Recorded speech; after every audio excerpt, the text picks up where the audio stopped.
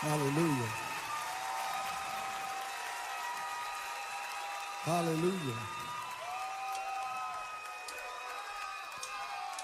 Hallelujah. Anybody feel like giving God some praise in this house? Yeah. Come on, everybody that's going through something, been through something, coming out of something, give God a shout in this house. Come on.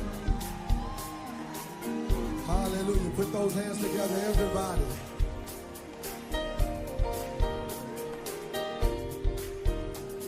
Oh, yeah.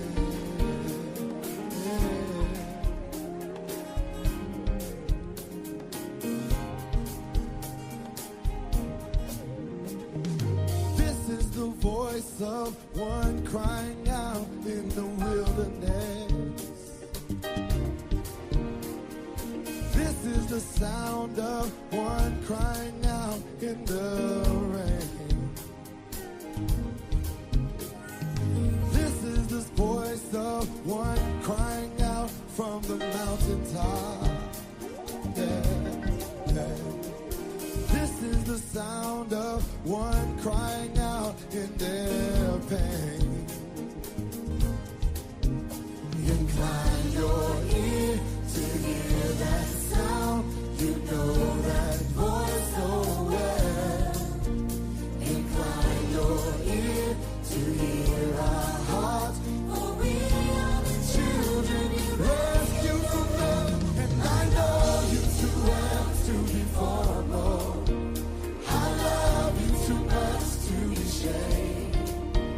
I'm not just a stranger to you, Father. I'm a child that carries your name. Father, you hear me when I call from the mountain. You come running in the midst of my pain. For I am the pixie, praise in the midst of the rain. Oh yeah. Voice of a mother screaming out for her children. We got any mothers out there? This is the sound of a father who isn't there. Oh, this is the voice of a nation that cries for revival. This is the sound of a church that is calling for prayer. Incline your ear to hear that sound. You know that voice so well. Incline your ear to hear our hearts, for we are the children. Come on, with those hands together, say, I know.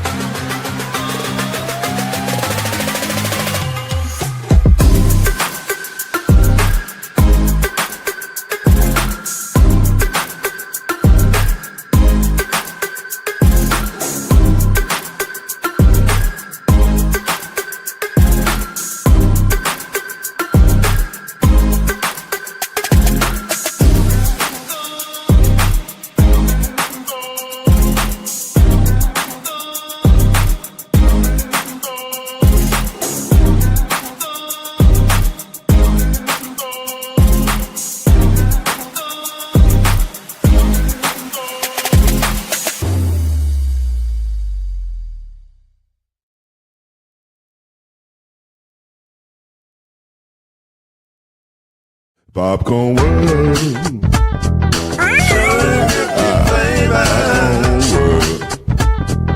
Popcorn World. Yeah.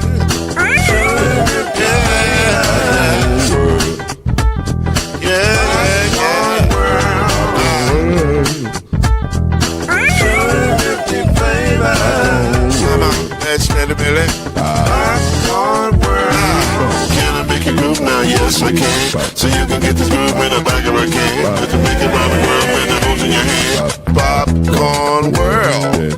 250 flavors gonna make you smile. 250 flavors gonna make you smile. 250 flavors gonna make you smile. I said popcorn make you smile. Ah. Popcorn World. Popcorn World. Popcorn World.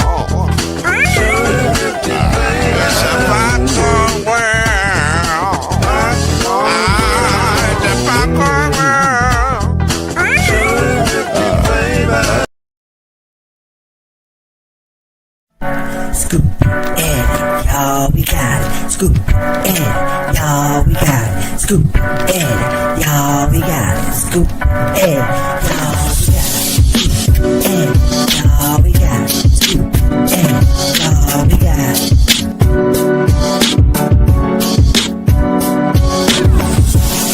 That's how we go. This is how it games the press pro.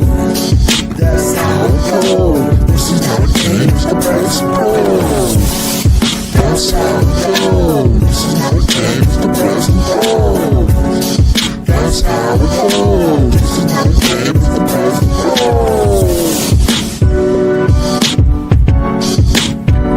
And now, get ready for Kendrick Haskins and Lloyd Spence, the press and the pros. Let's go.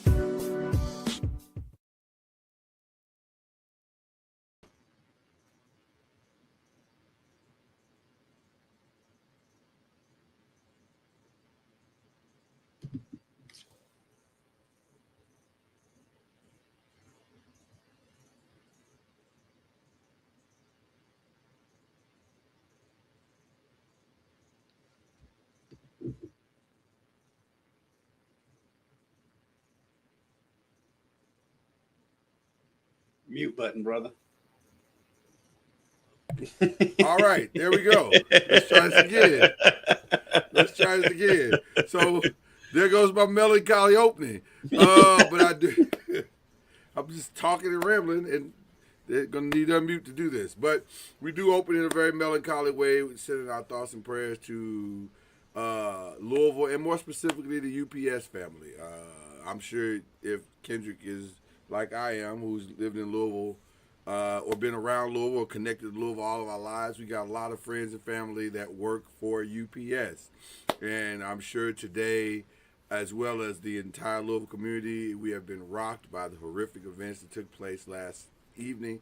And we just want to send our thoughts and prayers to everybody involved, the families who lost a loved one, and hope that healing can take place, and hopefully things can just get a little bit better today. Hopefully this time that you spend watching this today will just put at least a smile on your face. So, Kendrick, you got any thoughts on that, brother? Yeah, like you said, thoughts and prayers to the families involved and all of this, especially those on board of the aircraft when it crashed. Thoughts and prayers go to UPS and their family, and everyone who has anything to do with this. Is horrific. The video, I'm sure most people have seen the videos by now. The video's horrific.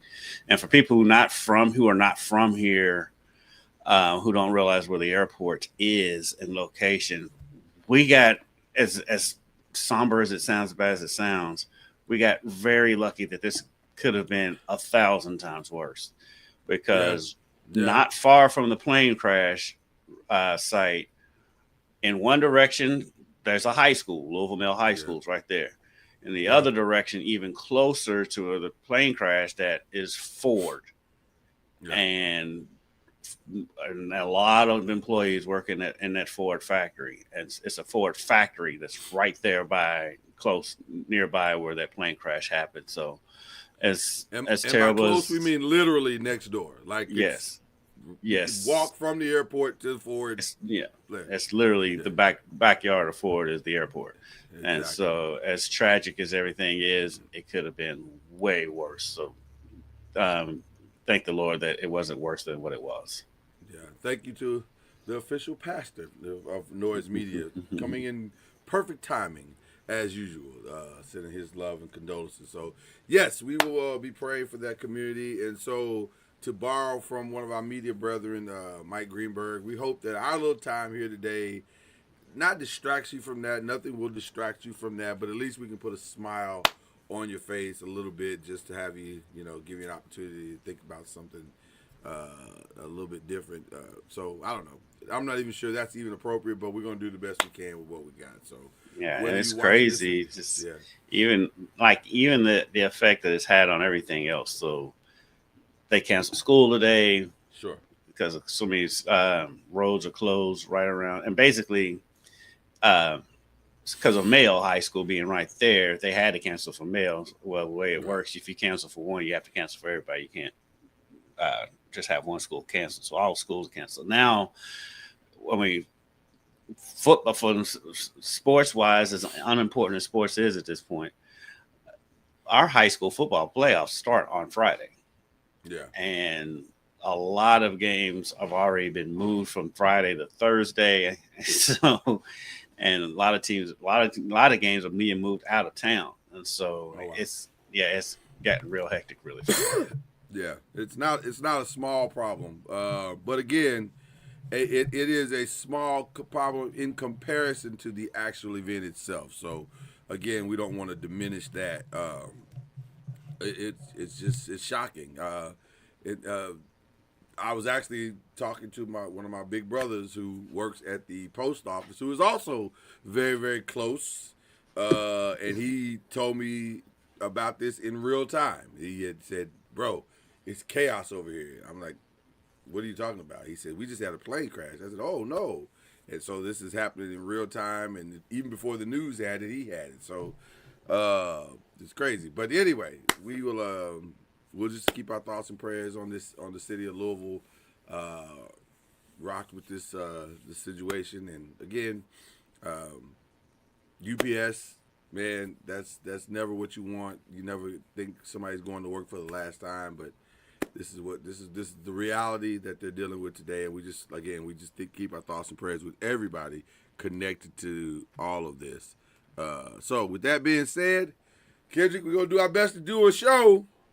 And do what we do here. So we will do that. Let's start with the headlines and hot takes. And it just goes for you personally. It goes from bad to ridiculous. I don't even know where to start with this story because if I'm being honest with you, I've watched the videos, I've watched the press conference, I've even watched the games. One of the games my team was playing. I still don't understand what the beef is, but apparently there is massive beef in Memphis, and they don't even really cook beef ribs like that. It's mostly pork ribs, but that's a whole other conversation. But Ja is not happy. He is the furthest thing from happy, and I feel like this is not a real time problem. I feel like this stems back to the Taylor Jenkins days, and maybe they never resolved, but it feels a lot like our private business as a family being discussed publicly. Mm-hmm. And so here we are. And when you got a guy saying things at a press conference like, "Go ask them," which I got my own feelings about that. It's very uncomfortable right now in Memphis. But here we are. Ja says he's lost his joy Kendrick Haskins, you being a Memphis Grizzly fan and a proud and illustrious graduate of Murray State. What are your thoughts? I feel like there's fault to go all the way around in this one. I heard a good take from Amin Al Hassan the other day, and he was talking about that, longtime NBA guy, Yeah. funny guy on Levitard. He was like, everybody's going to be quick to jump on Ja on this. He's like, but some of this has got to be on the new coach, because when you take over a team, the first person you need to sell and win over is the star. And obviously this did not happen between the new coach and Ja Morant. Right. And I kind of feel like, I think with the 1 game suspension, that was just kind of a save face move. But I'm not 100% sure that the organization backs the coach on this one, because Ja played the next game. He played he served the suspension and played the next game. I think he had like 22 points the next game. And so, because I don't think they're 100% ready to part ways with Ja, because, let's be honest, it's the Grizzlies. Right. When they had one of the best players in the league, they've always been the sum of his parts. There's never been one guy who's been the guy. And it's Memphis. It's a small market team that has to build through the draft. It's very difficult to get free agents to go to small markets these days. And so I don't think they're really willing to give up on Ja. And 2, and his trade value has plummeted. And so they're kind of stuck. And so even if they totally agree with the coach, they really can't. I think they're in a rock and a hard place where they really can't do anything with Ja, because A, his trade value's gone down, and B, he's the first time they've had a real star on their team. And by first time, we mean like literally the first time. Like, you can kind of say Zach Randolph, but not really. You can kind of say Pau Gasol, but not really. Ja is the first legitimate, oh my God, he looks like a future Hall of Famer they've ever had, right? Right. And as a franchise player, we'll say it that way. Even going back to when they were in Vancouver. Yeah, like they just have never had the guy. And now they have the guy. So I got a lot of thoughts on this as far as this whole situation, but I'll keep them very succinct. I don't disagree with what you're saying, in that it feels like the coach kind of screwed this up. Like, it doesn't feel like he is connecting. Because if you're taking over a team, the first buy-in, coaching 101, is get the star on board, right? Mm-hmm. It doesn't feel like he got that done at all. They are not on the same page at all. So that's number 1. Number 2, though, I don't know what the organization is doing, in the sense of, because on one hand, you're right. Yeah, he was allowed to suspend him, and we don't know what was said in that locker room, although you get the sense from all the reports that you're hearing that it was contentious. It was extremely contentious. So I get the suspending him thing, and as I texted you when this was all going down, this is wild that it's happening in October. Like, you don't see. The season just started. Right, the season just started. To be falling apart in October is weird and wild work. Put it in perspective, this all started. The NBA Cup games hadn't even started yet when this happened. Hadn't even started with the Cup yet. Like, we haven't even got to we've only had 2 TNT broadcasts. Like, what are we talking about right now? Or 3 TNT broadcasts, or not TNT, but inside the NBA on ESPN broadcasts. So it's weird to have this happening so quickly in the season. Now, having said that, my only contention against Ja is this. And I think I heard Carmelo Anthony say this, and I think I 1,000% agree. And Carmelo, of all people, would know about this. Regardless of what the organization does, you got to still be you. Mm-hmm. I don't love his answers at these press conferences. They're coming across, in my humble opinion, as kind of immature. Like, go ask them. That's not fair. You still got to be professional. You still got to We've all had jobs where something was going on at the job, and regardless of the tension that was at that job, you still got to go do your job, right? So That's my only challenge with him. And I know you said, well, he played the other day, he got 18 or whatever it was, so that was cool. Yeah, but even in the post press conference, go do your job. Hey man, I don't want to talk about what's going on with us. That's private. But here's what's happening on the basketball court. I got 18 tonight. We didn't get the win, but we're going to keep playing. We're going to keep, as long as I'm here in a Memphis jersey, we're going to keep doing our thing. And the reason why you have to do that is because that's for your current team and possibly the team that you're going future to. Team, yes. Right. So that's where I land on this whole thing. I just need Ja, this other side of Ja that is constantly being presented as immature. I need him to catch up to that part and his public thing needs to get a lot better when he's presenting himself. Like, you got to present yourself as somebody who understands both the basketball of the NBA and the business of the NBA. And that's the challenge I have with this whole situation. As the thing is, and it goes back to something that you and I have been talking about on this show, even before we had this show, when we would talk about it on Believing the ACC. They don't have any vets. They don't have any vets. They've never had a vet in that locker room, and it shows. It shows all the time, and I do think part of the problem too on the court is I feel like the team is leaning more towards Jaren Jackson, and I don't think that's really sitting well with Ja. And so, but it's kind of his fault though, isn't it? Because it's like you got to go with who's healthy. Because Ja's always either healthy or suspended. And you got to go with who is the least problematic. Like, if you're going to build around somebody, one of the things you want to build around is peace and culture in the organization.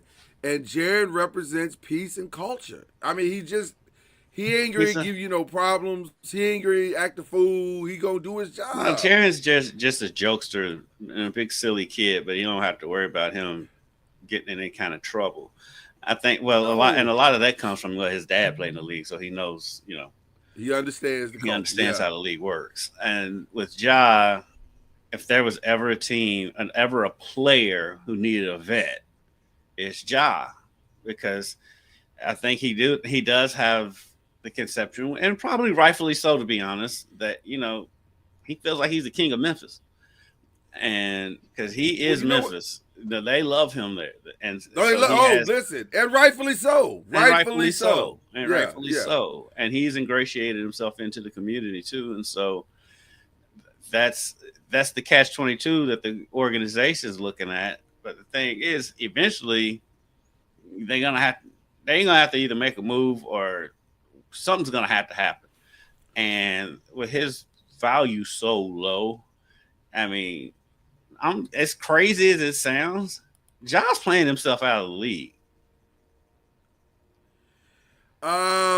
Great question by Pastor Cord. He says, "Why are some of the vets in the league pulling him to the side and mentoring him?" I think it's a thing where you have to want to hear them, right? And I don't know how much Ja. It's kind of like if you're being handed the franchise. So here's the irony of this conversation that we're having, and the irony of your question, Pastor Cord. Zion is out again. Not this time. It's not a foot. It's his old standby, a hamstring. This guy has had more hamstring pulls in his NBA career than I have had in my entire 51 years of living. I have never seen such a fragile hamstring. And so he's out at least a week. So I say that because, once again, here's a player that a franchise has handed the keys over to at a very young age. Right, at a very young age, with no vets, and even with a veteran GM in Joe Dumars, you're still seeing some of the same things. Zion Williamson is out again early in the season for like the third or fourth year in a row. At what so it begs this question, and I hadn't planned on doing will he be traded for both of these gentlemen, but you got to now ask the question for both of these gentlemen. You got to want to listen to your vets. First of all, I'm gonna give Shaq and Charles Barkley a lot of credit, because Shaq called out Donovan Mitchell years ago when he was at the Jazz. And he called him out in such a public way, that it was like, wow, he's really on his head. Like, everybody was kind of shocked. Mm-hmm. But Donovan didn't take it that way. Donovan took it as, here's the OG looking at my game from an objective place and saying, you can do more. You know what? Maybe I can. Let me step back and look at my game, look at my situation, and see if I can do more. Now, it didn't work out for Utah, but it's damn sure working out for Cleveland. So there's ways to do this. For Zion, and even for Ja, because Ja got mad at Kendrick Perkins for calling him out. Well, you can get mad all you want to, but Kendrick is right. Kendrick Perkins is right. Because raise your hand if you remember all the times that ESPN decided to go to Memphis and do anything. Exactly. It doesn't happen. So the fact that Kendrick convinced them to do it, he's 1,000% correct. Bruh, I'm putting myself out on the line for you because I believe in you. And the fact that you don't want to step up and be mature enough, and it's ironic for me saying this because it's the exact same thing I would say about Zion. Bruh, we putting ourselves out there for you. And you don't want to be mature enough to just make these necessary extra steps. We're not asking a lot. We're just asking what you ask of franchise players. This is one of the things that we complain about this generation in general. It's like they can't take constructive criticism. Anything, Charles Barkley talks about it all the time. It's like any criticism is viewed as hate. Yeah. And at some point, you've got to grow up and take constructive criticism because you're not perfect. None of us are perfect. None of us are perfect. And we all deserve criticism from time to time. And it's like, anytime that anybody says anything, oh, you hating, they hating. No, no, not everything's hating. Yeah. Get out of your feelings. Quit being all sensitive and listen to somebody for once. So, and to answer Pastor Court, I'll go out on a limb and say probably some vets have reached out to Ja. You got to be willing to take the message. Yeah. And I don't feel like a lot of these younger guys are willing to take that information. And like, because like you look at a guy like Shea. Shea's had he gets detractors all the time to this day. And you don't see Shea lashing out and all this stuff happening with Shea. And he came in with far less hype than either one of them. These are the number 1 and number 2 picks in the draft. Just 5-6 years ago. Just 5-6 years ago. And we're debating on if they're going to be traded and how would a trade work with two people whose trade value is so low because of their actions. That's crazy. And it is crazy, but it's also very, very true. Because I don't know how to answer this question. If I'm being honest, I don't know how to answer this question. Because people have eyes. GMs have eyes, and they have ears, and they've heard it, and they've seen it in real time. So I don't know what would you offer for Zion Williamson? What would you offer? Yeah, because like, if be honest, I'm 1,000 times more willing to trade for Ja than Zion. Because Zion is always hurt. It's always hurt. I don't know how much he's hurt, but he's always hurt. And at least when Ja's hurt, you can see why Ja's hurt. It's because of the way he plays. Right. But Zion, at least I'm going to get 60 games out of Ja. Possibly. Probably. Yeah. At least. I'm not getting that out of Zion. He even said that his goal this year before the season was to play all 82. Now, he got himself kicked out of one already. But his goal is to play 82 games. And the way he plays, there's no way in the world he's going to play 82 games. He's too wild and frail. But Zion, you've never heard that come from Zion. And you never will. Even when every year he comes in shape, he looks great at the beginning of the year. But we know he's not going to play 82. He knows he's not going to play 82. And so, and I think a big difference between now and back in the day is like, if you're the number 1 and 2 in the pick and draft, you're always going to go to a crappy team. There's a reason why they're number 1 and number 2 picks in the first place. Yeah. But back in the day, it was an older league. Now the league is so young that you got vets that are like 3 years in. And so there's a distinct difference. I mean, even back in, when the Clippers were always terrible, they had vets. They just had a bad owner. Yeah. Nowadays, it's not like that. I don't even know what you give for either one of these guys. Like Because I heard the rumor floated out there for Ja to Miami, which I think that would be good for him because of the Heat culture and the way that they run their franchise. It would be good for him personally. It would absolutely help him. It would absolutely help him because he needs to be around a Bam Adebayo who is extremely professional and extremely disciplined and going to do the right things, going to make the right decisions on and off the court. And he needs an Eric Spoelstra. He needs an Eric Spoelstra that's going to hold, and a Pat Riley who's going to hold him accountable. They're not going to put up with this mess. They're not going to. And by the way, who are going to walk him to the wall and say, "This is where you are." There's no on the other side of that wall is you being out of the league. So now you have to decide what you want to do. Because we'll help you go forward and be successful and be great, and they'll build a statue out here next to Dwayne Wade. Now, hopefully, it'll look better than the one Dwayne Wade has, but they'll build a statue for you because you have that kind of talent. But the other side of this is you'll be out of the league next year. This is your choice. So I like the Miami part of this for sure, and I think Miami is probably, knowing Pat, he's probably taking a hard look at this because he has traditionally been the one man's trash is another man's treasure type of owner or type of GM. So I can see him pulling the trigger on this. I don't know who they give up. You don't give up Tyler Hero for him, so who you give up? You might. I mean, you might. I don't know. I would like to see the two of them together. Yeah, you might. But I don't know. That's a great question. Because if they can pull that off, yeah. I mean, it's a pretty good core with him, Hero, Bam, and Khalil Ware. I guess Javi Jaquez Jr. it's going to be between Hero and Javi Jaquez, I would imagine. You know what would be great for Memphis, for the Memphis side of this trade, and what they probably need? They need Javi Jaquez and Andrew Wiggins. And I say Andrew Wiggins. And that's possible too. I forgot about Andrew Wiggins being there. That's very possible too. Yeah. They need that because, like you said earlier, they need a true professional, true veteran, and his personality fits Jaren Jackson perfectly. So now you put a guy like that next to Jaren Jackson, you unlock Jaren Jackson once and for all, and then you got two very strong complementary parts for him to perform with.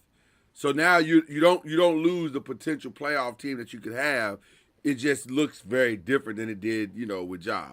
So, and I don't even know what kind of playoff team they are with Ja, if I'm being honest. I just, who knows? Like, they're not winning. Well, I mean, and not even necessarily Ja, just their roster construction this year. I'm like, oh. Exactly. Now with Ja, it's a little bit easier, like you said.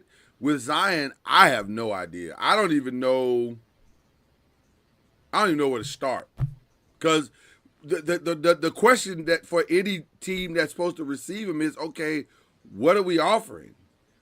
Like, I'm not offering you a first round for this dude. I'm not doing that. Why would I do that?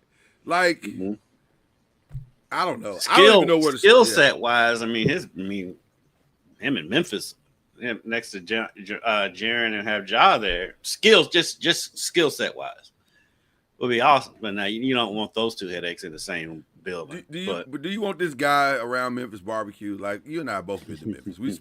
You and I have spent considerable amount of time. That's why I said skill set. I didn't say anything about off the floor. I said skill set wise. But that's his problem. The off the floor stuff is the problem. Like, his inability to find any lane of discipline is his number one problem. And listen, I'm so tired of the Ja looks good at the beginning of the season narrative. That is so old to me, because he's gonna do that. That's who he is. Ja has more dieting. Zion has more of a dieting track record than Oprah Winfrey. Like, he gets in shape up and down more than Oprah did. And he's like Big Luther, Little Luther. He's Big Luther, Little Luther. And honestly, I don't even know which one I like the most. Like I never. So we'll never see Little Luther that long. you'll never see Little Zion that long, because now that he ain't playing this week, it's almost guaranteed he gonna come back 15 pounds heavier. Like it's just what it is. So I don't know what to do with Zion. I don't even know where to start. Like I don't have a location for the kid. I was gonna say Memphis, like you said, but I don't know if that's a good idea for them, because aren't you just swapping one problem for another? Like I don't know. It's crazy. This is a crazy start for both these franchises. And like, as people, I mean, I've been around both of them, and they've seen but they were a lot younger at the time. Zion was a freshman, and then Ja was in his second year at Murray. Yeah, and they seem like good kids, even because when I talked to people at Murray when Ja was there, I mean, they absolutely loved Ja. They loved T, his daddy, and it's like once they got to the league, something changed. I don't know if it was the celebrity of the thing, the money of the thing, or whatever, but something changed from between going to small town Murray to big time Memphis. I'm sorry, Memphis, but right, or big time New Orleans, the mega city of New Orleans. Yeah, the smaller Louisville. I don't even know if there's a million people in New Orleans. Are there even a million people in New Orleans? Not since Katrina. Okay. No. All right. I don't know what to do. I don't have an answer for either one, if I'm being honest with you. We're supposed to have an answer, but we don't. I don't. Other than to send him to obscurity, if you're at Memphis, if you're New Orleans, you send him to Utah and now, go back a haul from there. I would pay to watch a reality show of Zion Williamson living in Utah. 1,000. That is Jameis Winston-esque territory. I would love. Only thing is there's certain elements of Utah that may not be so fun. That's just asking Draymond to punch somebody in the face. That's just, yeah. That's not gonna work. So who, Kuminga maybe? Kuminga, I guess. And Moody. I don't know how John Steph would work on the floor either. Yeah, defensively, that sounds awful. Yeah, that sounds awful. Like just a backcourt from hell. It's defensively anyway. Now, offensively, you got problems because you can't stop either one of them. No. But defensively, it would be awful. It would, and by the way, John started to look real Russell Westbrookish. He's always looked Russell Westbrookish. It's always been his Russell Westbrook today. Like he can't shoot outside. Like he's not a great shooter. He's never been a great shooter. Well, that's true, but now it's starting to look worse. Like at least he can make clutch shots, and now it's not even clutch shots. It's just like he's a bricklayer, and so I think a lot of that has to do with just the love of it. Yeah, could be that. Could be it. All right. Well, that's the negative news in the headlines right now. That's another headline story I think does not get enough attention, and the fact that is that the Bulls are actually really good. Because there's a hesitancy because of certain things off the court with their best player. Oh man, that is very true. I don't know. Yeah. Ooh, that's an uncomfortable thing, isn't it? So they are number one in the conference. 6-1, just lost their first game. 6-1, just lost their first game. They're playing very cohesive. Huh? They lost their first game. It's to the Knicks. To the Knicks. They're playing very cohesively. And also, that's maybe in Kendrick's words the weirdest team in the NBA. Like oh man, that's There's a reason why Bulls games aren't on TV right now. Haven't been for years. And haven't been for quite some time. Because why invoke the ire of groups that don't normally watch the NBA if you don't have to? It's a wildly uncomfortable situation. And we're not even going to tell you what it is, because you can look it up fairly easy. It's not hard to find what's going on, or the members of the Bulls team, or the member of the Bulls team that makes this conversation wildly uncomfortable. In fact, if you want more information, just ask the Thunder. They'll tell you exactly what happened. And I've just had a today years old discovery. What's that? Trenton Flowers is on the Bulls roster. When did this happen? He's averaging 1.8 points a game. Shout out to Trenton Flowers. For those who don't know the Trenton Flowers story, he was a University of Louisville signee who went through all the summer workouts and then left the team to go to Australia like 2 weeks before the season started. Yeah. That's I didn't know he was in the league. I didn't know he was in the league. I didn't either. I was just looking at the Bulls roster, and I was like, I recognize that name. Like, I know that guy. but it's working. But outside of Josh Giddey, I mean, Basilis is playing great too, and he's one of those guys that kind of flies under the radar. I think part of it is just because people don't know how to say his name. But between him, I mean, they've got a good core, and the other part of it is, I mean, the goofy part of the NBA is when their three best players are pale skinned, per se. People don't take them seriously, and I'm not condoning that. It's just a reality. It's like most of their best players are white, and Kevin Porter is up there too, and so I'm not condoning. I think it's goofy, but that's the world we live in. Right. If you can ball, you can ball. It doesn't matter. Yeah, if you can ball, you can ball. And Josh can ball. Look at your Lakers. Listen. Who knew? Who knew? I'm sure we gotta get to that later. So 100%. We're headed there. We're headed there fairly quickly, actually.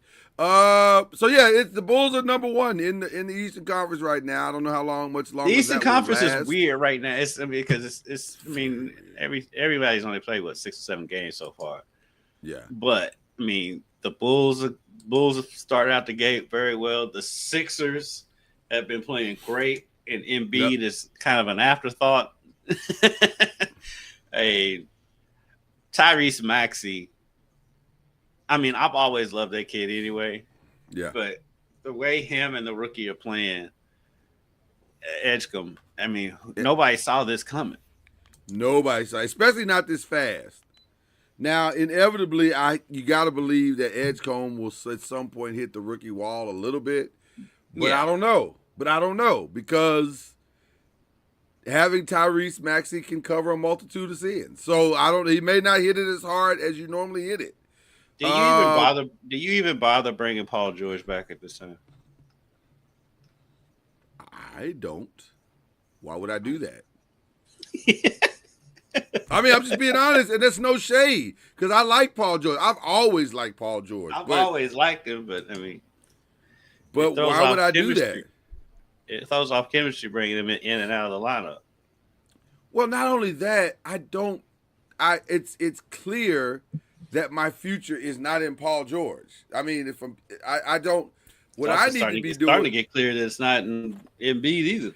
I that's what I said last week, and I was people were like, no, it can't. Listen, it can. When you start looking at numbers from a franchise perspective, you start counting up dollars, then it don't make sense to keep a guy that's making as much as he's making, but you're not getting the productive value. It doesn't make sense. And you're not winning the title this year, so why keep leveraging all of that if you can get out from under $300 million and open up all of your cap space and opportunity. And by the way, Philly is still an attractive place to play. It's Philadelphia. It's a big city, a lot of stuff going on. Fans love you if you're good. Fans love you when you playing right and doing right. I'm just saying it makes more sense for them to make changes than it does not to. But I know that's unpopular preaching and people get uncomfortable with that. I get it. Let's talk about the back pages right now. We talked about the Pelicans are just awful right now. And I feel for Willie Green because it feels like his days are numbered at this point. And that's coming from a friend because Joe Dumars and Willie Green, if you don't know, they're homies. But at some point, the homie going to have to have this conversation with the homie and be like, the sad thing is it's not his fault. It's not his fault. None of this is his fault. The roster construction. You're not winning with that. Yeah. I personally think he shouldn't fire him because I think they need to trade off, find the, I hate to say it this way, but I don't have a better way to say it. Find the sucker that's willing to take Zion and take a chance on him, and then let Willie see what he can do from there. If there were ever two, I just had the thoughts just spring in my mind.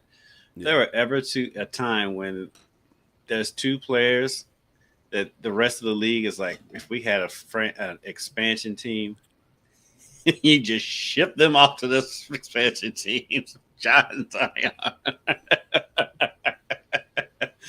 They're like, can we speed up this expansion thing? We've been talking about it for 10 years. They would do that tonight. If there was an expansion team, yes. They would go 1 and 2 again.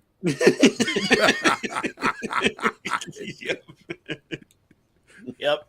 For the second time in their career, Zion Morant and Zion Williamson go 1 and 2 in the draft, the expansion draft.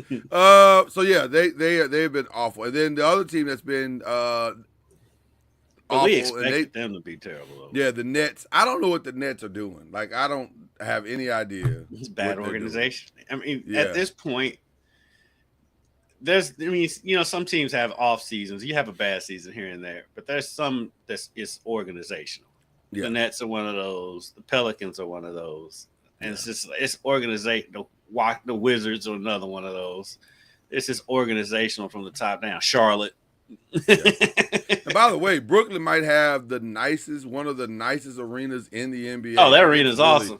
Yeah, it's really, really amazing. The arena is awesome. The neighborhood around it is awesome. Yeah, I'm sure people in old Brooklyn it wasn't always like that, but yeah, I love the jerseys. I low key want to get a Brooklyn jersey, but then also I love everything about it. It's just they're so bad. I mean, I've been to that arena. I've been there a bunch, and it's unity. But I mean, it's a great arena. Everything's around it great, but that organization, whew. Oh boy, they are awful. They are absolutely awful. Before we get to some other stuff, we have a Steve Ballmer update. Mm-hmm. Remember when Steve Ballmer had went on ESPN and he had said previously that, oh man, we ain't know nothing and I don't know how this all happened. And man, his PR team should have never let him do that interview. Oh, yeah, listen, I knew that as soon as he sat in that chair. I said, mm-hmm. Do you not understand how like video works? Like once we record it, fam, it lives forever. Like they're gonna have this, they're gonna play this in court. Like is what I'm trying to tell you. Well, he's being sued. Who you'd ask? By the very people he gave money to. And you know why? And you know why he's being sued? Because it's a federal investigation, and the first one that comes to the table gets the deal. That's how it works, fam. So all those aspiration employees and executives who know they're about to do Fed jail time, they said, "What can we offer you?" Me. I'm about to sing. What? I just want to talk to Steve Ballmer for a second, fam. Have you never watched a mafia movie or like Goodfellas or any type of federal crime drama at all? Like, do you not understand how crime works? You're in trouble. Well, the thing is I don't think Steve Ballmer. I don't think he was thinking he was committing a crime. Well, a legal crime. He was committing an NBA crime. But right. Who cares about that? That's just losing draft picks. You can circumvent that. I don't think he was intent on creating like actual federal crime. So it didn't tip off to him when the FBI started to investigate this that he wasn't in bad waters. Like that never dawned on him. Like, well, the FBI gets involved after he's already committed whatever crimes there are. I think initially he was just committing an NBA crime. In his mind, right? In his mind, yeah. It's like if I get caught, well, they'll just deem me for some draft picks.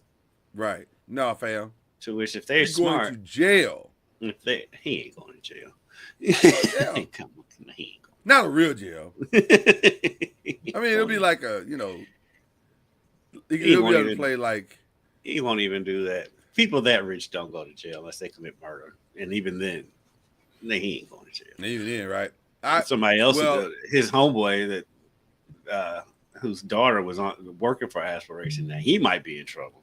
Well, let me ask you this: will he lose his franchise? Probably not. Is it really a loss to lose the Clippers? Like, is that really? The reason why he won't is because the Clippers play in a brand new arena where the NBA All-Star Game is being played this year that he funded. That's hilarious. The other owners like Ballmer, and so they do. And so the only reason why the former owner, that piece of crap, the only reason why he got out of the league is because all the other owners hated him. Right. It was really just because he was cheap in the way he did things. They didn't hate him because he was racist, because most of them are too, to be honest. Right. But the other owners, they all like Steve Ballmer. I mean, Steve Ballmer's a likable guy, so I don't see. Plus, I don't think Adam Silver's going to bring down the hammer. Yeah, and I don't think Adam Silver's going to bring down the hammer on him. He may not have a choice, though. He may not have a choice. If the other owners like it, if the other owners don't want him gone, he ain't going nowhere. I don't think he'll go all the way to taking his franchise, but I do think they're going to pay a significant penalty when this. They're going to pay some penalties. Yeah, draft picks. Which, if they're smart, they'll unload those now. And you're like, well, we don't have any draft picks to get rid of. But they would unload Kawhi. They need to trade. They need to get rid of Kawhi. And my God. And then go from there. But like, I don't see the NBA really doing that much because it's only so much they can do anyway. So I don't really see them doing that much to the Clippers to begin with. NBA got to get the FBI out their business. This is like the second or third thing that the FBI is investigating. I mean, that and the gambling stuff, yeah. Right. Get them out your business, fam. Like, what are y'all doing? Okay. Got a new game for you, Kendrick. Call it good? Oh, we'll see. I like this game already. I mean, we talked about the Bulls. Are they good? Or we'll see.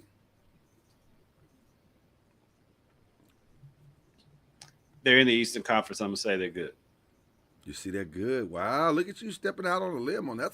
Eastern Conference. Pretty significant. If they're in the Western Conference, I'd be like, we'll see. We'll see. They're in the Eastern Conference. Right. They're in the Eastern Conference, so anything is possible. Anything. Right now, if the playoffs started today, the Boston Celtics would not be in it. Now, that's not surprising because, they have a gaping hole in their team right now. I am surprised by how poorly they're playing right now, though. Are you really? Yeah. I thought they'd be better than – I didn't think, they'd be a contender. But, I thought they'd be better than, 3-5? Yeah. It's just not that bad. I saw the Anthony Simmons trade as similar to the I thought that was Cowboys low key really good trade. And see, I saw it as being no different than your Cowboys trading for my guy at the Green Bay. Like, he's not dominant where he is, so why would he be dominant in Boston? Like, He's just an okay player. But again, it's early. We're only 7 to 8 games in. We got Yeah. it. I'm going to go with a little bit of you. We'll see on that one. What about the 76ers? I am kind of, even though they're in the Eastern Conference as well, I am kind of like a we'll see on that one too. Yeah. How sustainable Yeah. is that? Because, they're doing it without Embiid for the most part, and without Paul George. But is that sustainable for 82? I don't know. I'll say this. I absolutely think Tyrese Maxey is outstanding. Oh, yeah, he'll be an all-star. I think Edgecombe is the perfect student to Tyrese Maxey's mentorship. Like he has figured it out, and Edgecombe is, and you see the bond that they have already. Anybody who's been around Tyrese Maxey for 5 minutes will have that bond with Tyrese Maxey. This is the kind of guy. They're building something culture-wise there that I think they have not had since before Embiid. Because I don't think Embiid is a good culture guy. Like and I know people say, no, he's a good teammate. He is, but it never feels like those 76er teams are connected like other teams, and it doesn't feel like they have great culture there. Whereas now it's starting to feel like they have a good culture that they're building. So I'm going to say they're good and maybe great. We'll see as the season unfolds. What about the Spurs? I think they're good. I think they're really good. I think they're better than what we all think. Yeah. They're going to be challenged, and they could be a Western Conference Finals team. They're 5-1, and they don't even have all their pieces yet. No, De'Aaron Fox hasn't played 1 second yet. I think De'Aaron Fox, and they got 2 other players that are significant bench players. I forget their names because we're still learning the Spurs team. Haven't had to learn the Spurs team in a long time, so this is all different. But yeah, I think they are. They're a problem. And this coach, I couldn't even tell you coach's name. I know his face. I don't know his name either. Yeah, I've seen his face, but I'm learning his name. Again, haven't had to really know the Spurs for quite some time, and now we do.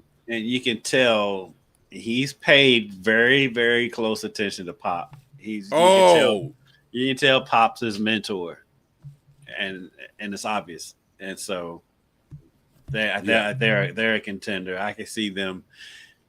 And I can see them being in the Western Conference Finals this year. I don't know if they quite have enough to overcome the waves that OKC can come at you with, but I'm intrigued by the skinny guy fight between Holmgren and Wemby, the rivalry between those two.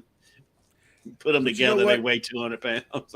Yeah. But you know what though? Even more than that, I'm extremely interested in seeing a De'Aaron Fox, Shai Gilgeous battle, a Kentucky battle. That sounds interesting to me. Seeing those two go head to head. What about the Bucks? Is this real? Are the Bucks for real? Like, are they going to be able to save Giannis? There's no reason why the Bucks should not be for real. If you have Giannis. That should put you in the conversation. It makes most no nights. sense. Right? I mean, just putting pieces around him. Because like with Miles Turner, you basically went out and got a younger, more athletic Brook Lopez, who was great for them, who played great with Giannis. Yeah. And so, and you still got Kuzma. Like, there's no way they should not be legit, especially in the Eastern Conference. So I'm gonna say, yeah, they're good. You know what I can't tell? I can't tell if Giannis is enjoying himself or auditioning. I think Giannis just goes out and plays ball. It doesn't matter. Well, because like in New York, he's talking about this is my city. I'm like, no, it's not. I do think part of it wants to be in Milwaukee. New York. Like, what are you doing? Like, what are you? I think if anywhere, he wants to be in New York, either New York or LA. I think he does kind of like the big city. He wants a big city. He's tired of living in Milwaukee. No more bratwurst. I get it. Those cheese curds are real though. Yeah, cheese curds is a solid eat. Was it poutine? What is it called? Poutine, yeah. Poutine? Okay, yeah, it Yeah. ain't poutine. Uh, Poutine. poutine. Uh, I don't. I guess they're. I'll have to believe they're real because it's Giannis. So um, here's where we have some real fun. The Lakers, are they for real?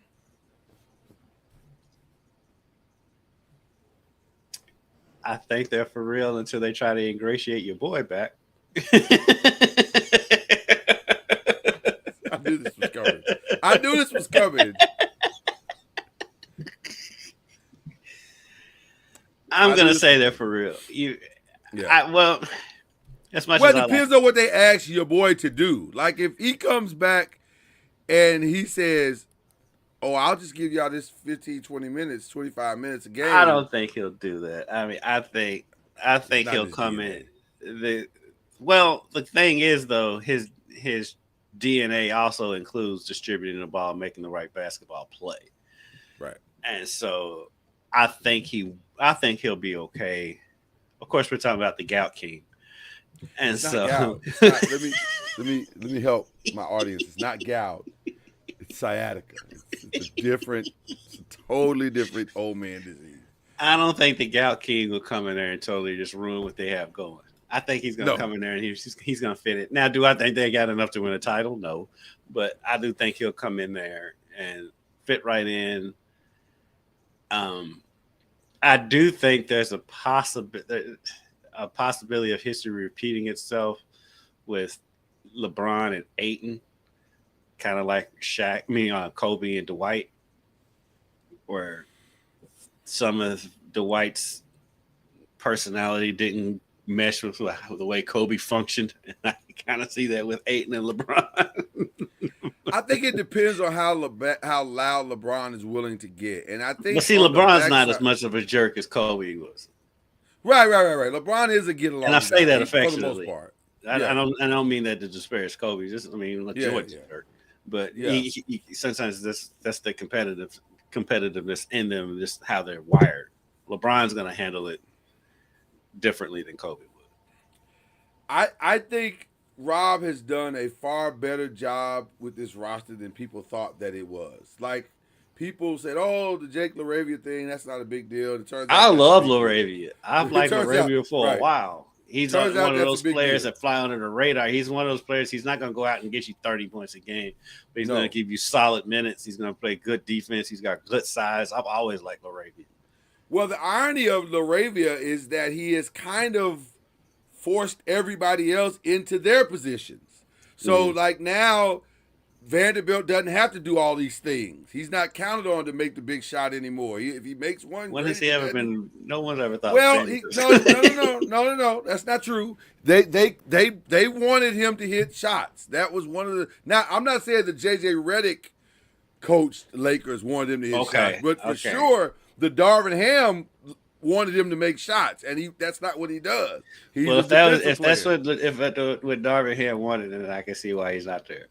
That's exactly right. Because that's not what he does. Jared Vanderbilt's a defensive guy. Exactly. He's a great defender. And that's the point of having Jake LaRavia. Jake LaRavia kind of pushes everybody back to what they do. Rui Hachimura is now a spot-up shooter in the corner, which is where he shoots. He doesn't shoot all over the court. That's not what he does. He's the new version of what's my guy with all the shoes that everybody loved with the Houston. Played in Houston. Jones. I see I can see his face. Yeah.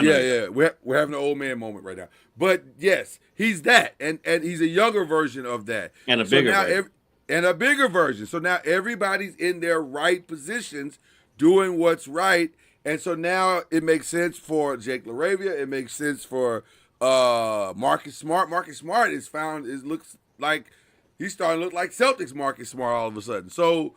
Everybody's where they're supposed to be. So Hachimura, when they first made that trade for Rui, this is what I expected from him. It just took him a while to get there. It just took when they made that trade initially, I was like, "Oh, they got a steal there," but it hasn't quite. I mean, he's been fine. He hadn't been bad, but how he's playing now is how I expected him to play. Exactly. So I think they're for real. I just think I agree with you. It's too early to completely say they're good because you do still have to bring in LeBron. You still have to bring back Gabe Vincent, and then you've got to put all these Do you have pieces to bring on the. back Gabe Vincent? Well, That kid the other night who went off on Portland. listen, Nick Smith just made Gabe Vincent's hard job real hard. Yeah, Because he made Gabe Vincent expendable. if Nick is gonna play like that, and by the way, vis-a-vis, Brian James played outstanding the other night. Did he? Outstanding. Outstanding. Played, it wasn't about his points, it was about his minutes. And he did all the things you need him to do coming off the bench as a reserve. He made the right reads, he made the right passes, he played solid defensively. He did a lot of good things to justify himself being on the court. And I was like, that's interesting. Gabe Vincent better come back ready. Because if he doesn't, Gabe Vincent can find himself in another uniform by the trade deadline. Look, I've been an avid supporter for Bronny from day one because I think he catches a lot of unfair flack because he's never been anything but a seemingly a nice kid, a good kid, and like he gets flack just because he's LeBron's son. But the kid's a solid player. You see him hugged up with DeAndre Whitfield and Sally Whitfield's family. Yeah. They love him. Because he's always seemed like a nice kid, though. I think he's a great kid. I think he'll be a fine player. Is he going to be a star? No. He'll be a good glue guy. He'll be a good glue guy on your team. I don't think he'll finish his career as a Laker. I think once LeBron retires, he's probably going to bounce around a little bit. Not at all. I do think he's a good, solid player, and he's always seemed like a good kid that just catches a lot of flack because of who his daddy is. I think what he has to do is continue to put good tape together constantly. If he can do that, his future in the NBA will be fine. I can easily see him becoming a KCP in the league. Like just somebody that's solid on defense, can make some shots from time to time, contribute exactly what you need to contribute, and then go home and, live a good life, being married to Sally Whitfield's daughter. So, so there you go. They're going to, listen, I saw the pictures. DeAndre Whitfield hugged that young man like it's just a matter of time, son. I'm just gonna love you right into this family. LeBron James, absolutely. I'm gonna love you, sir. It feels inevitable with them. Okay, that's all we got for our first ever good or we'll see. I think it turned out well. You got any other? You like it? Okay. Do you have any other thoughts about your team? I'll give you my thoughts about my team, but Memphis. I don't have much high hopes for them. I didn't have much high hopes for them coming into the season anyways. I didn't like the roster construction. So yeah, but they at the same time, I don't blame them. They got to do what they can do. They got to do it. It's hard for small markets in the NBA, and so it's hard to get free agents. You have to build through the draft, and so they had to trade people. They got to trade parts to get picks. And so they're not in a position to where they can just get rid of picks and just build. So it's going to be a struggle this year, regardless if John and Jaren play all 82 or not. Interesting. Will Bronny Hayes ever? If he falls into the right situation. Yeah. I can see him being. Yeah. Falls in the right situation. Nah, I mean, look, there's been some way worse players than Bronny win championships. So. You can sit on the end of the bench. Let us never forget that Mark Madsen has 2 rings. Just saying. Hey, man. It's not hard to find a ring. Bad Dog gave him some good minutes though when they needed. You just got to fall into the right situation. Speaking of rings, right place at the right time. Right place at the right time. Speaking of rings, as we get to the other stuff, the Dodgers win. Sometimes we are prisoners of the moment, and I will admit that before I make this statement. But I will say, this is for sure, if not the greatest postseason World Series that I think I've seen it's in the conversation. At least in my lifetime, this was phenomenal. It's the And best yeah, one that I've seen. Now I'm not gonna yes, argue with other people and say if it because like I admit I don't watch the World Series every year. I was glued in from from the opening pitch to this World Series. This was an yeah, unbelievable World Series. I wish it could have gone outstanding. 11 games. Yeah, It was that it good. was outstanding. It was outstanding, and I don't know who's better on that team, Shohei or Yamamoto. What he, yeah, I don't see. I'm a baseball lifer, and so I've been watching the World Series since I was a wee lad, and so I've seen probably, if not every World Series, pretty damn close. Like there was like a 3 year period when I became a father that I didn't watch, but you know, most of the time I've watched. I those two guys, Shohei Otani and Yamamoto, man, that Yamamoto thing in Game 7. What Yamamoto did is That unfathomable. it That's not doesn't real. happen. That does It not doesn't happen. happen. It doesn't happen. You can't do that. You can't come back a day later and pitch like that. That's not how it works. You know, It's not how it works. but we'd be remiss if we didn't shout out our Louisville boy. Oh, listen. Will Smith had the season Apparently, of his life this year. apparently, the key to winning the World Series the last 6 years is to bring Will Smith to your team. That's how you do it. And the irony of it is he did it without slapping anybody or putting unnecessary women in his mouth. Like that's I know, right? You forgot you probably should have said unnecessary women's names in his mouth. So Names. That's what it was. yeah, It was you names. left out It was a very key word in that very, statement. very key. I just heard it. I just heard it. I just heard it. Sometimes you don't hear it, and now I heard it. But listen, Will Smith, the last 6 World Series champions, all have something in common. They had Will Smith on the team. But it's two Will Smiths. I think you forgot that part. There's two of them. Listen, Because this Will Smith has always been on the Dodgers. There's another Will Smith floating around out there who's got a couple rings too. the key is to have a Will Smith on your team. The actor or one of these two guys that play baseball. But you need a Will Smith on your roster to win. That's what I'm saying. But that Louisville kid, he was great, and I mean, let's say he was a all-star for the first time in his career. He had the best Yeah. season of his career, and then to cap it off with the game-winning home run. I mean, The World Series, and that's what you dream about, bro. so for people who have never been here to Louisville, they have giant signs on the sides of buildings saying such and such is Louisville. Like there's a Muhammad Ali one, there's a Jack Harlow one, of course. There's a Jennifer Lawrence, the actress. People who don't know, Jennifer Lawrence is from Louisville. From Louisville. Justin Thomas has one. Will Smith's getting ready to get one. They haven't really talked about it yet, but Will Smith's going to happen. Will Smith's going to get one of those. Junior Bridgman has one. Will Smith is next on the docket for that. 100%. 100%.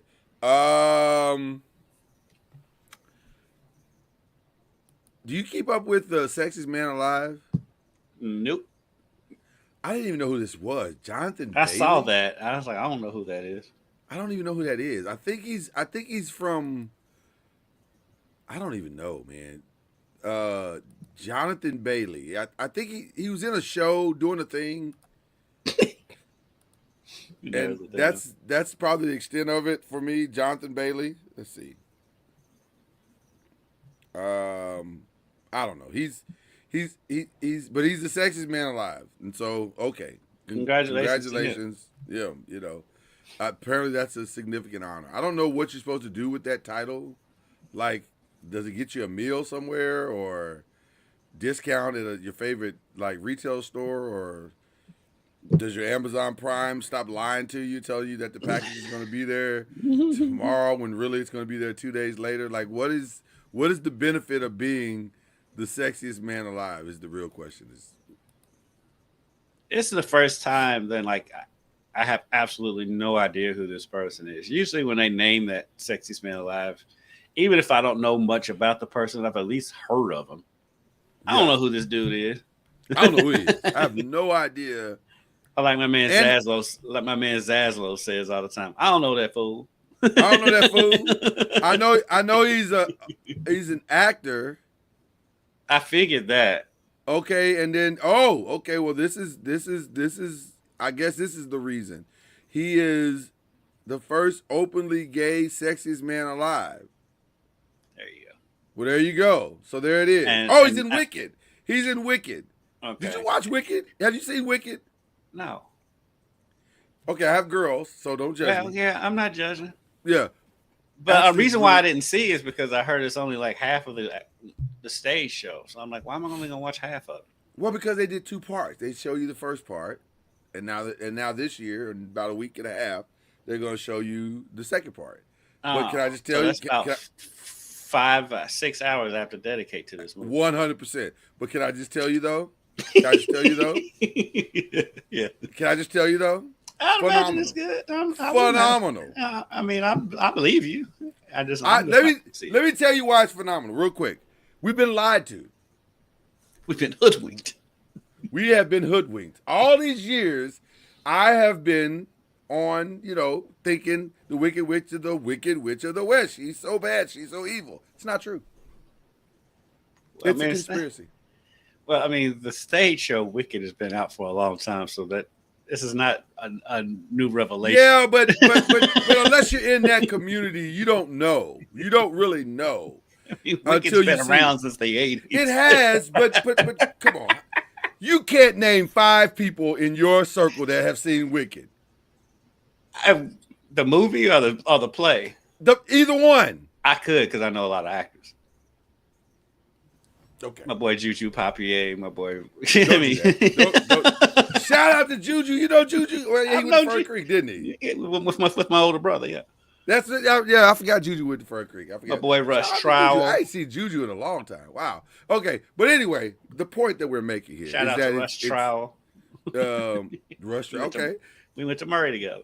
Okay, so listen, it's a phenomenal story. I'm a fan of Wicked. The girls convinced me, and we watched it one night, and I was like, this is actually really, really I am good. so glad that you've ingratiated yourself with 30-year-old breaking news. It's not. No, don't do that. Don't do that. Don't do that. Don't do that. See, that was very condescending. It's not 30-year-old news because most people don't even know. They don't know. It's a 40-year-old play. A lot of people what? Know. I wish we could go back and do the man on the street, or I encourage you to do the man on the street. Matter of fact, when you go in the office today, find out how many people before the movie Wicked, knew that the Wicked Witch of the West was being railroaded out here in these media streets. So for one, I work with mostly kids, so they don't know anything. That's my point. Because these kids I work with are 24, 25 years old. But that's my point. Anybody who was old enough to remember when this show originally came out in the 80s. And by the way, I think Jacob is right, but I'm a hold off for the days. For knowing Juju Papier and Rush Trowell. Who outside of Louis? Get out of here. But that's why he said it. He said it feels like a humble flex. I don't know. We will investigate that, Jacob, and return a verdict for you at some point. I don't trust this court. I'm just saying, we got to look at these. We got to look at all the things that happen. You asked me to say, who do I know that would know? I did. Which is kind of a setup. If we're being honest. Also, you kind of invoked Jack Harlow again, so I have to look at that as well. I was talking about this is people's Louisville.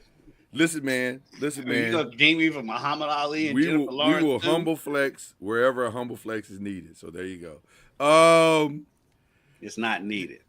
Speaking of not needed, apparently the Jake Paul Gervonta Davis fight was not needed. It was never needed to begin with, but it definitely got a lot more complicated after allegations that Gervonta beat up his girlfriend. I guess I got to give Jake Paul some credit for saying, hey, man, I'm not going to let you beat up your girlfriend and pay you. I'm not doing that. So he canceled the fight immediately. So for those who were planning to watch that, next weekend, I guess it would have been. Whatever. Yeah, that's over. So there's that. Wake me up when Jake Paul's series. Is over. Yeah. Well, I he'll think be in wrestling. that's the thing. I think that 15 minutes is almost up. I think people are on to the fact like you're not fighting real fights. Exactly. Well, he's probably going to join his brother. Now he's on here talking about I'll sue you if you say it. Sue me, because there's a whole thing called discovery. Yeah. He'll join his brother at some point in the WWE and make a killing there too. Yeah, because I think people are tired of it. By the way, his brother is killing it at WWE. His brother is legit. His brother's legit. He's a legit wrestler. And I think he'll be good at it. I mean, he got a good mouthpiece on him. If you got a good mouthpiece and good physique, they can work with you. And I think he'll be great at it. But I'm tired of the boxing thing. 100%, because it's not real. Not to me either. This was weird to me. This was on our news yesterday before the plane crash.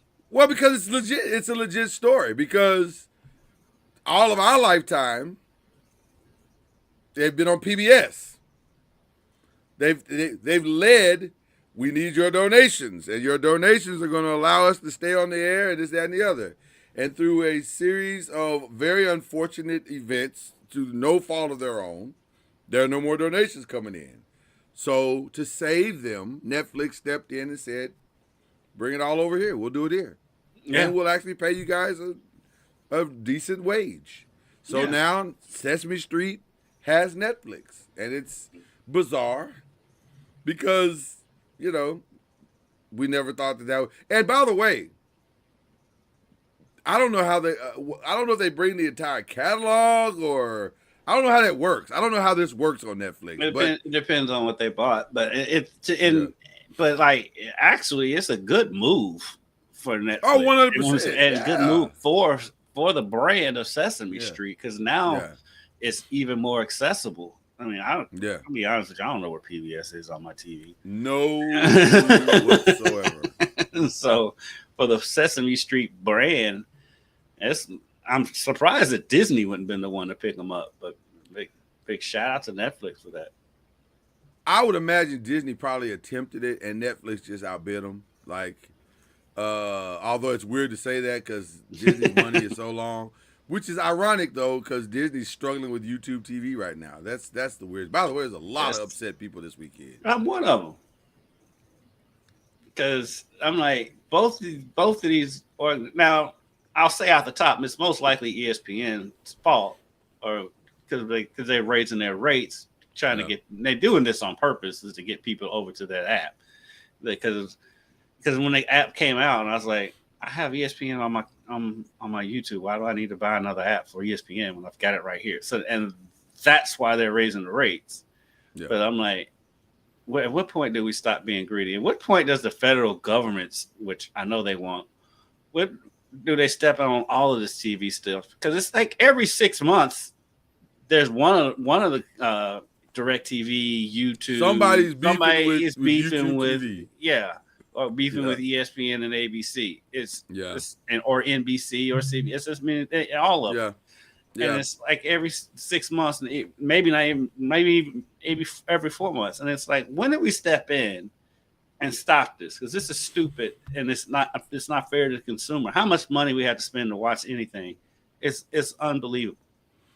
Well, let me say this. I saw this coming a mile away, which is why I went ahead and bought the ESPN package. I was like, this is going to be a disaster at some point because ESPN is what ESPN is doing is positioning themselves to be their own, or what I say ESPN, but the truth is it's Disney. What Disney is positioning themselves to do is to have their own thing. And by the way, if you're the other networks, you almost have to acquiesce because their thing is so well put together with Hulu. Because by the way, for those who don't know, Disney owns Hulu. So they have their thing so well put together that they're kind of they've been driving the traffic that way for a long time anyway. Because I always used to wonder, how does Hulu Live and YouTube TV coexist? Well, they don't. That's what this is about. They're like, we got our own thing. We don't really need you. And so that's where we are. But so like I said, I was one of those people who saw it coming a mile away, and now I'm also having to have some considerations. Like, do I really need? Because the only thing I watch YouTube TV for is the sports, and now that I don't have that, I don't know. And Can save that money. let's, So I mean, don't really, know. if we're being honest, we're saving them at this point is Sunday Ticket because they lost the NBA League Pass too. So we're saving them is Sunday Ticket. Sunday Ticket is the thread that's keeping it all together. So it's a very interesting problem that they're having. I feel bad for all of my friends. I was getting calls from friends who have YouTube TV, and they're like, "Dude, how are you watching the game?" I'm like, "Oh, I got the ESPN thing. I got the whole thing because I saw this coming." So this is this was easy. So this is where it gets shady though. So I've had for years the ESPN, Hulu, Disney bundle. Right. But because my TV provider is YouTube, I cannot watch ESPN. Well, you can't. You just got to upgrade your bundle to the other thing. Right. That's all it is. And if you do the math, it actually kind of works out. To be honest with you, I'm not trying to advocate for them because I know because I'm paying for it anyway. Right. So you might as well pay the extra whatever and just go ahead and get the whole thing. But which is how I justified it. But now I'm looking at YouTube TV going, well, if I got all this over here and I already have the NBA package, then what exactly am I holding on? Because the shows that I watch on ABC, like Abbott and Law and Order, I have Peacock and I have Hulu. I don't really need, So we'll see. We'll see where this goes. Hulu Live. Yeah, we'll see where this goes. But I'm not really watching live stuff other than sports. That's the problem. Like during the day, I do like before I go to work and stuff. Or like if we're sitting in at night, if we don't feel like locking in on a show, we'll scroll through and find something on live TV. And you'll watch it live? Yeah, like last night we sat there and watched 2.5 Men on IFC. Like we do that all the time, and so. Yeah, but you don't have to, is the point. Like, if you want to watch 2.5 Men, there are plenty of ways to do it. Yeah, but like if I'm just scrolling through live, we still we're old school at that. You're old you school, may not bro. know what we want to watch, and you scroll through and find something. All right, fair enough. I think appointment TV is all but dead. It's for sure on life support, and I think that's part of the problem that YouTube TV is having. Like, they're thinking everybody wants to schedule their. Well, Hulu Live has that too. I mean. Yeah, but Hulu has everything. They got your commercial-free shows now. Like I don't have to watch the commercial if I don't want to. So it's a different experience. I don't know where this is going, but it doesn't feel good for YouTube TV. They got to figure it out. To me, I think it's hurting them more than it's hurting ESPN. Yeah, well, I mean, DirecTV, they're doing fine. Their stream's fine. I left. I mean, matter of fact, DirecTV, they busting heads over there. I don't even know how they stay around because they are so much more expensive than everyone else. I mean, I left DirecTV for YouTube TV, and my bill is like almost half what it was at DirecTV. Same here. I had Spectrum, and Spectrum, with all due respect to Spectrum, I was like, oh, man, this is a lot of money. It's a terrible product. They're always, every time I go to the grocery store, they're trying to sell me that terrible product. Well, see, now the Spectrum deal is over. We were like so close, and this is playing live, and it's over now. So anyway, did I miss anything? Did we miss anything? We didn't talk about. I don't think we talked enough about how well your Lakers are playing. It's going well. They are playing really well. I like to pick on you, but they're playing really well. It's a great audition that Austin Reeves is giving to any team that are interested. You're not talking about any team. No, I'm not. No, I'm not. I'm talking about two teams. And by the way, the sale went through, and Mark Walters said from the podium at the parade, "Oh, I'm not done." And I don't think he was just talking about the Dodgers. I think Mark Walters is about to own LA in a way that we haven't seen in quite some time. What else is there to own besides the Dodgers and the Lakers? Think about the Kings. The people. He wants the people now. Because if you keep winning with every franchise you buy, you're the king. Well, and that's where I think he's headed. I think Steve I Ballmer, wish hold my you, beer. but you're talking about Austin Reeves looking good for a Mm-hmm. trade. Mm-hmm. What if the trade is somebody else who's not playing? I think that's part of the trade. Oh, you think about pairing Giannis and Luca,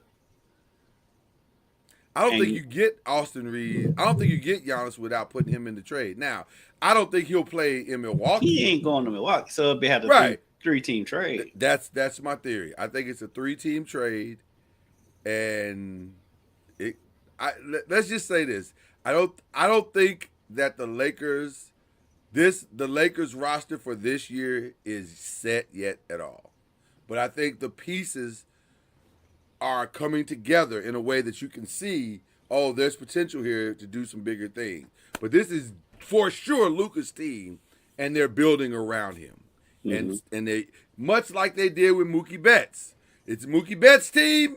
Now let's put all the pieces that Mookie needs to be successful.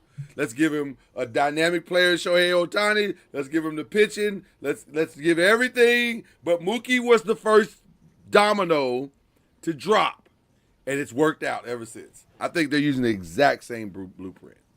Because who saw that coming? Who saw that coming with Mookie Betts in 2013, I think it was, and then when that went down from the Red Sox? Nobody. They were a championship squad, the Boston Red Sox. Mm-hmm. And then all of a sudden, the Dodgers like, we'll take that. And now the Dodgers look like they're going to run off 5 or 6 more. Like, I don't know what. You're right. I don't know how you stop this team. You got to play some of the most. Toronto played some of the most unbelievable baseball you've ever seen, and they fell short. Mm-hmm. So we'll see. We'll see how it goes. But the crazy thing is, though, if that ball is getting stuck under the wall, Toronto wins the World Series. Toronto wins the World Series. And then Mark Walters says, okay, let me go move some other pieces around. I think Mark Walters is interested in winning, and that's it. Because he understands winning means dollars, and it's going to translate into dollars. You don't spend $10 billion. The thing that I keep trying to help people understand about where the Lakers are now is that you don't spend $10 billion. He just spent the most that anyone has ever spent buying a franchise. You don't do that if you're going to have them be mediocre. No. In your mind, you're saying, we're going to the Western Conference Finals for the next 10 years because I want to recoup this money. Who would be the third team in that trade, though? Because it would have to be. I think it's either Cleveland. Yeah. Maybe New York. Maybe New York. That's about it. Maybe Houston. It's got to be somewhere that's a contender. Mm-hmm. At this point, honestly, I could even see Golden State being in that trade. Because it's going to be a destination place for LeBron and Bronny. Mm-hmm. It's going to be a destination place for them. Somewhere he's always wanted to play, or a return to a place he feels comfortable. One of those two things. Yeah. But I fully expect this to happen. I've quietly said it to anyone who's willing to listen, but I think Austin Reeves is auditioning. And by the way, he's doing an outstanding job. Is it quietly saying it if you say it to everybody you talk to? I don't say it to everybody. I just say it to you. On a podcast. Shout out to Killer Cam. I said to Cam because he's a Laker fan. We've been comparing notes. And I said to all of our listeners who are growing by the day. So there you go. All right. Let's shout out to people, man. Let's shout out to people as we get ready to hasten to a close, as the preacher would say. I got once again. We started the show. We got to shout out the first responders and absolutely everyone involved at the plane crash out at Muhammad Ali Airport. Like I said, it's just a tough situation all around, and so many people involved in trying to keep everyone safe because, like, that could have been. Like I said, top show. It could have been way worse than it was, and so just shout out to first responders and to the UPS family, because UPS family is huge here in Louisville. It's a hub, 100%. And so there's going to be a lot of people affected by this. So just shout out to them. Absolutely. Normally don't mix politics into anything we do with sports on Noise Media. We got 2 different shows for that. But I do want to give one shout out last night that I thought was outstanding. Shout out to Mary Sheffield in Detroit. If you go research her story, it is absolutely fascinating because she's a young lady who is the definition of I got it out the mud. But she's a preacher. She's I think her dad did some stuff in politics and just she seems like an all around good solid lady. She's our age, I believe, and she is now the mayor of Detroit, the first female to ever hold that position in Detroit. That is, to me, that is so dope, and to do it in a way, because nobody, they were all trying to talk her out of it, saying, you're too young. It's not, Detroit's never done this. They did everything, and now she went from, not obscurity, because people in that area know who she is, but she went from, being a local politician and a city fan favorite to now she might be the female Obama. Like, she is wildly popular now and going to be more so as the next couple of years go on. So keep an eye on Mary Sheffield. And then just because I love a good WWE moment, shout out to the new mayor of New York, because I just think that's a funny story. Zoran Mamdani is his name, and how he just came on last night. My favorite part of the whole thing was when he said, "And if you're worried about me, turn your volume up." I was like, "Okay, that's kind of dope. That was kind of dope. That's kind of a hip hop like moment. Like, it felt very Jay-Z-ish, Nas-ish. I kind of like that. That was kind of dope. So I just thought that was cool. But yeah. Shout out to those moments last night. I thought those were cool. But yeah, I don't have anything else about that stuff. I don't think there's anything else. Does anybody else need a shout out? I think we doing tomorrow anyway. So we're doing tomorrow. Yeah, tomorrow we'll talk about the trades and all that stuff. We'll get to all that stuff because I'm very curious to know what my brother feels about the trades. I'm very, very curious to know about that. Tomorrow's ACC. No. We'll talk about the U not being back again. Hey, we're definitely gonna talk about the ACC because this is a wild run to the finish line. We're gonna definitely talk about that, but also Quentin Williams. We're definitely talking about that. We need to talk about that for. We are talking about it. I'm actually happy with it, but I'm like, I don't see the point. I think listen. Surprisingly, I think it's good too, but I don't get it.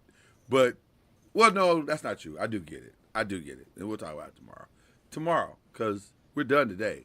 All right? That's Kendrick Haskins, Lloyd Spence. We're standing with you, Louisville. God bless. Y'all, we got it. Scoop in. Y'all, we got it. Scoop in. Y'all, we got it. Scoop in. Y'all, we got it. Scoop in. Y'all, we got it. Scoop in. Y'all, we got it.